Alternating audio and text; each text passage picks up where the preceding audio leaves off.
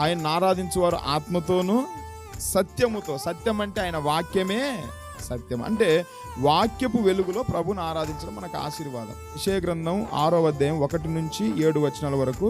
మొదటిది ఎందుకు ఆరాధించాలా? ఆయన అత్యున్నత సింహాసనం పైన ఆసీనుడై ఉన్న దేవుడు కాబట్టి ఆయన ఆరాధించాలి. రెండోదిగా శరాపుల మధ్య వసించుచున్న దేవుడు కాబట్టి ఆయన ఆరాధించాలి. మూడోదిగా ఆయన పరిశుద్ధుడై ఉన్న దేవుడు. నాలుగోదిగా దేవదూతల చేత ఆరాధింపబడుతున్న దేవుడు ఆయన.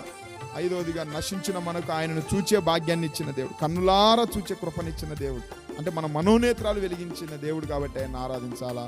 చివరిగా మన పాప దోషంలోకి ఏం కలిగించాడు? ప్రాయశ్చిత్తము. యేసుక్రీస్తు ప్రభు రక్తము ద్వారా మనకు ప్రాయశ్చిత్తం కలిగించి రక్షణ భాగ్యం ఇచ్చి సంఘంలో నిలబెట్టాడు.